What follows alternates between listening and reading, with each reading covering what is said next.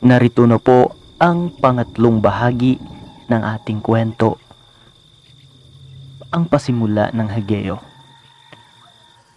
Simulan na natin ang salaysay. Ngunit naputol ang pag-uusap ni Cielo at Gaston dahil may biglang nagpapaputok ng baril sa kanila. Kaya mabilis na nagpabago ng kanyang anyo si Gaston at agarang inilipad nito si Cielo papalayo sa mga bumabaril sa kanila. Habang nasa himpapawid ay tinanaw ni Gaston ang ibaba at nakita niya ang 12 mga bandido habang patuloy itong namamaril sa kanila. Pumapaitaas si Gaston kaya hindi nagawa ng mga ito ang patamaan sila.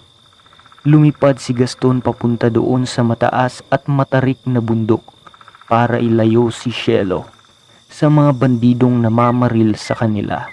Pagdapo nila doon ay nagwika si Gaston. Cielo, dito ka lang. Babalik ako at wag na wag kang aalis dito. Maliwanag? Bakit? Saan ka pupunta, Gaston? Basta, dito ka lang. Babalikan kita. Pagkatapos magsalita ay mabilis na pumapailan lang sa ere si Gaston gamit ang kanyang malaki at malakas na mga pakpak habang nakaupo ang dalaga sa may katamtamang laki ng bato ay nasilayan nito ang angking liksi at bagsik ng lalaking si Gaston dahil sa magiting na paglipad nito patungo sa mga kalabang bandido. Lumilipad si Gaston sa alapaap na parabang isang agilang nagmamasid sa kanyang kalaban sa ibaba at noong makita niya ang isang bandido ay kaagad siyang bumulusok pa ibaba upang dagitin ang lalaki. Dinala niya ito sa kataas-taasang ere at noong masipat ni Gaston sa ibaba, ang 5 bandido na magkasama ay pinili nitong doon ihulog ang lalaking kanyang dinagit upang ipakita sa mga ito kung sino at kung ano ang kanilang kinakalaban. Bumagsak mismo sa harapan ng 5 ang katawan ng lalaki habang nagtalisikan sa mga ito ang nagkalasog-lasog na laman at dugo ng kanilang kasama. Tumingala ang mga bandido sa itaas at nakita nila ang aswang na si Gaston. Habang nakatingin ang mga ito sa kanya ay ipinakita ni Gaston ang kanyang mabangis na anyo at umaangil na animoy isang gutom na leon na handang umaatake sa kahit anong oras. Nataranta at nanginginig sa takot ang 5. Kaya nagpulasan ang mga ito sa pagtakbo patungo sa kanilang mga kasama. Pagkarating nila sa kinaroroonan ng mga ito ay kaagad nilang ipinaalam sa kanilang leader ang nangyari kay Procopio. "Master, ang kapatid niyo po," wika ng isang bandido. "Bakit? Anong nangyari kay Procopio?" "Wala na po ang inyong kapatid." Pagkarinig ng kanilang leader ay nanggagalaiti ito sa mga kasama ng kanyang kapatid. Kwinilyuhan at pinukpok sa ulo ang nagsumbong gamit ang kanyang 357 na baril. "Mga wala kayong kwenta, bakit ninyo pinabayaan ang aking kapatid?" "Humiwalay po kasi yung kapatid ninyo sa grupo, Master, kaya nadagit siya ng aswang," paliwanag ng isa sa kanilang leader. "Isa ka pa, tarantado ka pala eh." Sabay suntok nito sa lalaking nagpaliwanag. "O kayo, anong tinitingin-tingin nyo dyan?" Walang nangahas na sumagot sa 10 sa kanilang master na si Victor. "Lintik lang ang walang ganti," galit na wika ng leader. Samantalang bumalik na si Gaston doon sa bundok kung saan iniwan nito ang dalaga. Cielo, sumama ka sa akin. "Saan tayo patungo, Gaston?" Basta't sumama ka na lang, wag nang maraming tanong. Sagot nito sa dalaga. Dinala na nga ni Gaston ang dalaga sa kanilang kaharian kung saan naroon naninirahan ang iba't ibang uri ng mga aswang at ang tawag sa kahariang ito ay Quinto Limbo. Ang lugar na ito ay hindi makikita o mapasok ng ordinaryong tao lamang dahil kagaya lang din ito sa kaharian ng mga engkanto na nasa ibang dimensyon ng ating daigdig. Noong malapit na sila sa kaharian ng Quinto Limbo ay nag-usal ng orasyon si Gaston upang mabuksan ang portal ng kanilang kaharian. Matapos mabanggit nito ang orasyon na pagpapabukas lagusan, isang segundo lamang ang pagitan ay nasa loob na sila ng lugar na iyon. Nakita at naramdaman ng dalagang si Cielo ang kakaibang itsura at temperatura sa lugar. Kulay itim ang kalangitan nito at tanging buwan lang ang nagsilbing tanglaw ng kahariang iyon. May mga puno na animoy walang mga buhay dahil sa maitim rin ang kulay ng mga ito.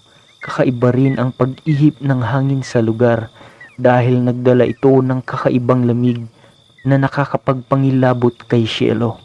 Marami ring mga naririnig ang dalaga na mga iba't ibang uri ng huni, mga kaluskos at mga kumpas ng pakpak. Anong lugar ito, Gaston? Nasaan na ba tayo? Tanong nito. Nasa kaharian ka ng mga kauri ko, Cielo. Kasabay ng nakakapangilabot na pagtawa nito na may panlilisik ng mga mata.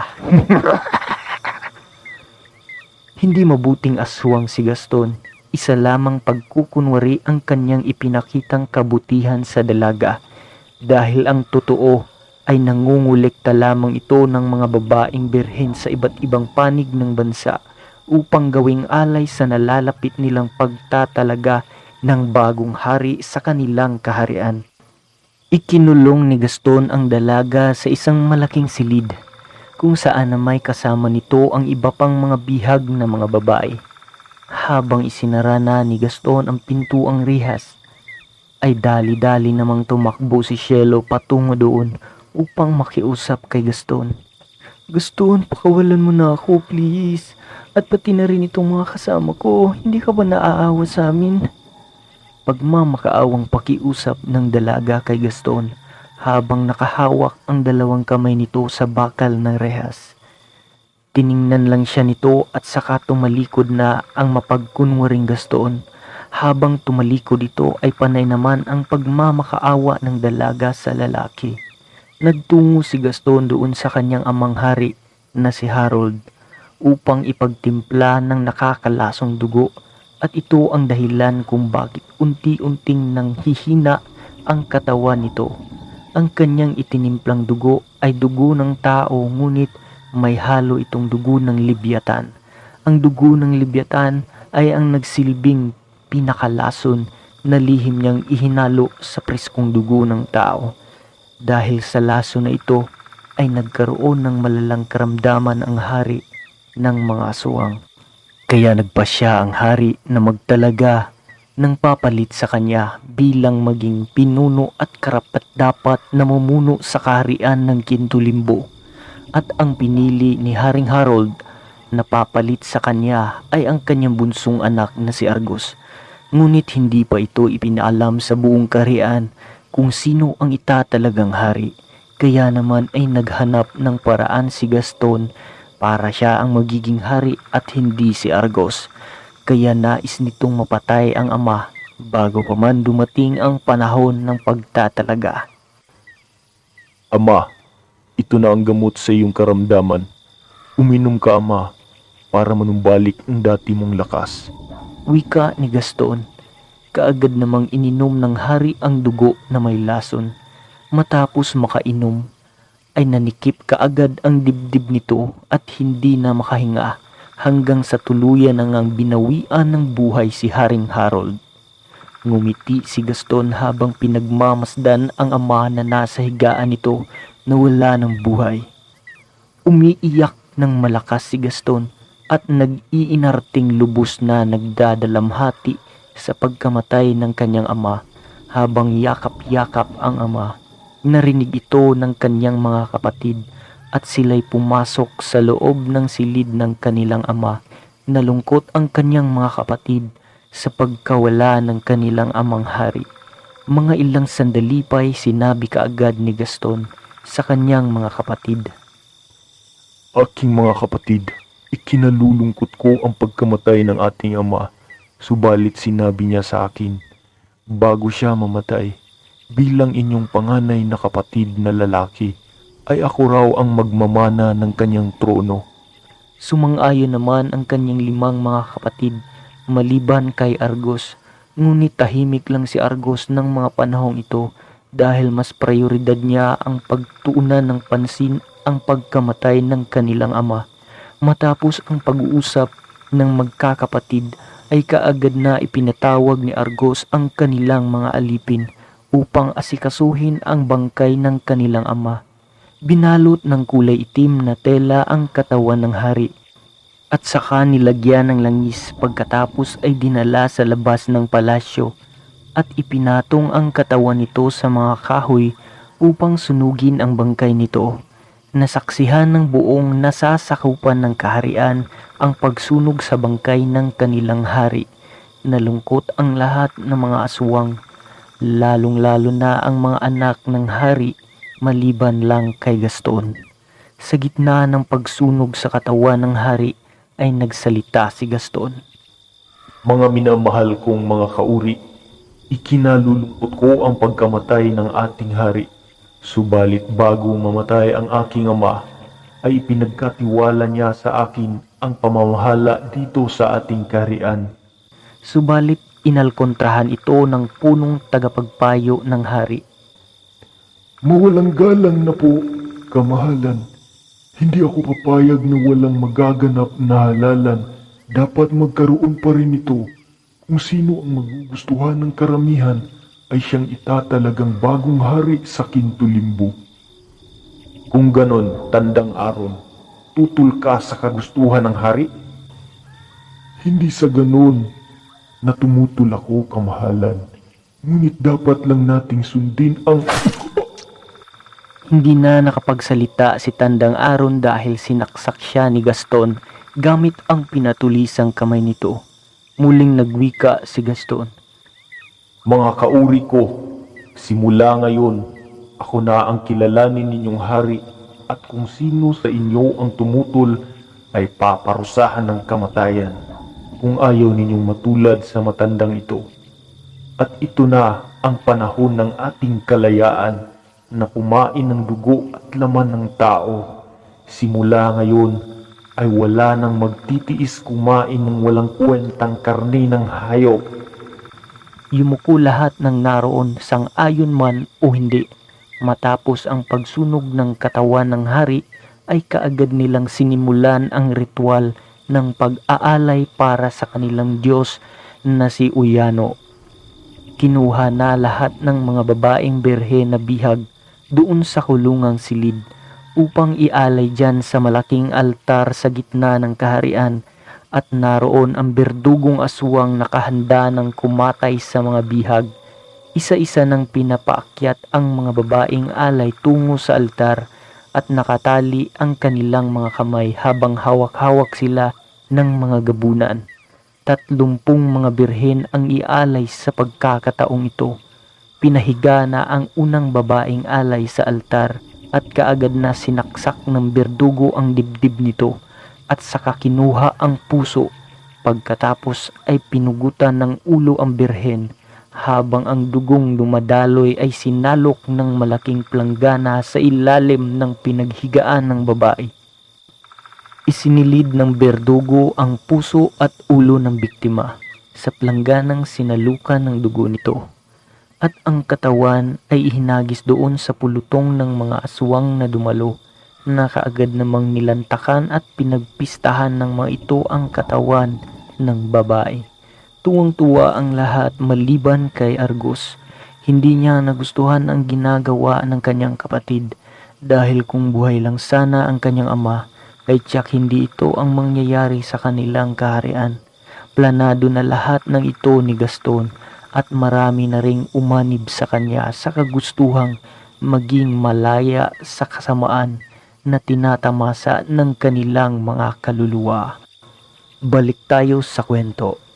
Iyon ang ginagawa ng berdugo mula sa una hanggang sa ika-29 na alay. Hanggang sa sisyelo na ang huling alay sa taknang ito.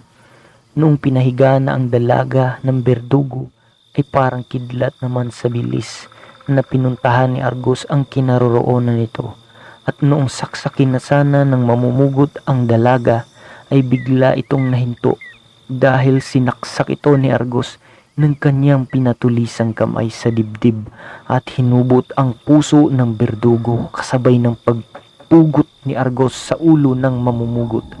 Natigil ang lahat sa kanilang kasiyahan noong makita ng mga ito ang pagkatumba ng berdugo kasabay ng pagkaputol ng ulo nito na gumulong-gulong paibaba sa hagdan ng altar. Kaagad na inilipad ni Argos ang dalaga upang itakas sa kanilang kaharian. Tumingala si Gaston na tumingin sa kanyang kapatid habang galit na inutusan ang kanyang mga mandirigmang gabunan upang dakpin ang kanyang kapatid. Kaagad namang lumipad ang 14 na mga gabunan at hinabol ng mga ito sina Cielo at Argos. Habang lumilipad sila sa alapaap ay panay naman ng pagpana ng mga gabunan kina Argos at Cielo. Subalit naging maagap si Argos sa bawat tira ng mga ito. Ginamit ni Argos ang kanyang kakayahan sa paglikha ng ipo-ipo para higupin ang mga ito at maitaboy. Subalit 5 lang sa mga gabunan ang naitangay ng ipo-ipong pinakawalan niya. Binilisan pa ni Argos ang kanyang paglipad upang makalayo sa mga humahabol sa kanila. Matagumpay naman nilang natakasan ang mga gabunang tauhan ng kanyang kapatid at sa taknang ito ay nasa mundo na sila ng mga tao. Habang patuloy pa rin sila sa paglipad upang tunguhin ang lugar kung saan nakatira ang kanyang tiyuhin, kapatid ng kanyang ama na si Don Dimas, mag-uumaga na noong nakarating sila sa mansyon nito.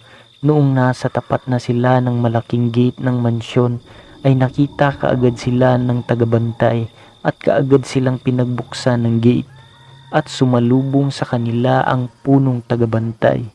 Magandang umaga sa inyo, kamahalang Argos. Pagbati nito sa kanila, tinanguan lang ito ni Argos. Habang naglalakad sila patungo sa mansyon ay nasilayan ni Cielo ang mga magagandang bulaklak sa hardin at ang mga bermudang nagpaberde sa paligid nito. Napansin din ni Cielo na tahimik at mukhang payapa ang lugar ng tiyuhin ni Argos at sa katunayan ay mahirap din ito mapasok ng mga sundalong Hapon dahil sa hindi ordinaryong uri ang mga nakabantay nito. Mga aswang na gabunan ang nakabantay sarado sa buong lugar at asyenda ni Don Dimas. Pagkapasok nila sa loob ay kaagad din naman silang inasikaso ng mayordomang si Aling Dolores. Habang sila'y kumakain ay kapansin-pansing kasabay nilang kumakain ang mga katulong ni Don Dimas. Ayaw kasi nitong hindi makasabay sa pagkain ang kanyang mga katulong dahil parang pamilya na kasi ang turing niya sa mga ito. Oo, isang aswang din ang tiyuhin ni Argos. Subalit hindi ito kumakain ng karne ng tao at ang tanging kinakain lang nito ay ang half-cooked na beef stick na galing lang din sa farm nito. Matapos nilang kumain ay inihanda na rin ng mga katulong ang silid na para kay Argos at ang silid na para kay Cielo. Habang sila ni Argos at ang tiyuhin nito ay nagpunta sa ikalawang palapag ng mansyon at doon sila sa beranda nag-uusap ng masinsinan. Pamangkin, bakit nga pala nagpunta ka dito sa akin? Kamusta na nga pala ang ama mo? Yun nga po, Uncle, patay na po ang ama at ang pumalit sa kanya ay si Gaston. Umalis ako doon at itinakas ang huling iaalay na babae dahil hindi ko nagustuhan ang kanyang mga sinasabi at ginagawa na maging malaya na raw ang lahat ng mga aswang sa pagkain ng tao. Kung ganun, Argos, natutupad na ang mga sinyalis na sinasabi ng propesya na ayon pa rito. Magkakaroon ng isang hari ang kintulimbo na magpapalaya sa labis-labis na kasamaan at ito na nga, nangyayari na. Nangyayari na ang kinakakatakutan ko, Argos. Matapos nilang mag-usap ay nagpunta si Argos doon sa ibaba at nakita nito ang dalaga na tumutulong sa paglilinis. Psst! Oy! Magpahinga ka na! Pabayaan mo na sila Manang Dolores ang maglinis niyan. Punta ka na doon sa silid mo para makapagpahinga ka. Wika nito sa dalaga. Nakaagad din naman itong lumapit sa kanya at sinabing, "Salamat nga pala sa pagligtas mo sa akin, Sir Argus." "Ano nga pala pangalan mo, iha?" tanong nito sa dalaga. "Shelo po, sir," sagot ng dalaga. "Okay, Shelo, magpahinga ka na muna sa kwarto mo. Alam kong masyado kang nahapo dahil sa matinding pinagdaanan mo." Tumango naman ang dalaga at nagpunta na sa kanyang silid at doon ay mabilis na nakatulog. Sa mga ilang linggo nilang pananatili sa mansyon ay mapayapa naman ang lahat. Subalit, isang gabi ay bigla ang sumalakay sina Gaston sa mansyon kasama ang 100 gabunang kanyang kampon. Nakipaglaban ang mga tauhan ni Don Dimas habang abala sa pakikipaglaban ang mga nasasakupan nito sa mga kampon ni Gaston ay nagtungo sila Don Dimas doon sa sikretong silid at doon sa ilalim ng malaking kaban ay may sikretong lagusan papalabas ng mansyon. Argos, tumakas na kayo ni Shelo at isama mo na rin ang aking mga katulong. Dito kayo dumaan. Ang lagusan ito ay patungo sa tabing dagat. At pagkarating ninyo doon, may makikita kayong yate. Yun ang inyong sasakyan. At pagkatapos maglayag kayo papuntang Hilaga. At makikita ninyo roon ang isla ng Sigay. May rest house ako doon na inyong matutuluyan. Sige na Argos, mag-iingat kayo. "Pero uncle, sumama na po kayo sa amin." Wika nito sa kanyang tiyuhin. Huwag mo akong alalahanin, Argos. Kaya ko ang sarili ko. Ang importante ay maitakas mo sila, Shelo, at ang mga katulong ko. Ayaw na ayaw ko silang mapahamak dahil lang sa alitan ng ating pamilya. Sige na, Argos. Wala na tayong oras. Pumasok na sila sa lagusan at pagkatapos ay isinara na ni Don Dimas ang sikretong lagusan at ibinalik ang malaking kaban na nakaharang nito upang hindi makita ng mga kalaban. Pagkatapos ay lumabas ang Donyo sa sikretong silid na iyon upang makipaglaban sa mga gabunang masasama. Nakapasok na sa loob ng mansyon sina Gaston at ang mga kampo nito dahil natalo ng mga ito ang mga bantay ni Don Dimas. Habang nakatayo ang Donyo na hawak-hawak ang kanyang baston ay kaagaran din naman itong sinunggaban ng malakas na gabunang kasama ni Gaston. Subalit isang hampas lang ng matanda sa kanyang baston doon sa gabunan ay bigla itong lumagapak sa sahig at umuka ang sahig na pinagbagsakan ng katawan nito at ang gabunang iyon ay sumuka ng napakaraming dugo. Gawa ng nadurog ang mga buto nito sa katawan at isang segundo lamang ay binawian kaagad ito ng buhay. Kung hindi niyo po na itatanong, si Don Dimas ay isa siyang kabraon, ang pinakamalakas at pinakamataas na uri ng aswang. Balik na po tayo sa kwento. Nakita ito ng mga kampo ni Gaston ang nangyari sa kanilang isang kasama, kasabay ng pagwika ng matandang kabraon. Huwag ninyo akong subukan kung ayaw ninyong matulad sa isa ninyong kasama. Ganun ba, Uncle? Wika ni Gaston sabay tanong nito sa kanyang tiyuhin. Nasaan si Argos at ang babae? Yun lang naman ang pakay ko rito, Uncle. Kung ayaw ninyong tapusin ko ang buhay mo, ay sabihin mo na sa akin kung nasaan ang kapatid ko at si Shelo. Dumaan na muna kayo sa ibabaw ng aking bangkay bago ninyo malaman kung nasaan ang inyong hinahanap. Pumantig ang tenga noong marinig niya ang litanya ng matanda. Kung kaya naman ay kaagad niya itong sinunggaban. Ngunit naging maagap si Don Dimas at mabilis din itong ikinumpas ang kanyang baston at nagawa nitong maibalibag ang pamangkin ng walang kahirap-hirap. At dahil sa lakas ng impact ay tumilapon ang katawan nito papalabas ng mansyon. Habang ang dingding ng mansyon ay siya namang pagkawasak nito, gawa ng pagtama sa katawan ni Gaston. Noong makita ng mga gabunan ang sinapit ng kanilang pinuno sa kamay ng matanda, ay nag-aapoy ang kanilang galit sa kabraon at sa walang pagdadalawang isip ay kaagad nilang sinakdapan ng sabay-sabay ang matanda.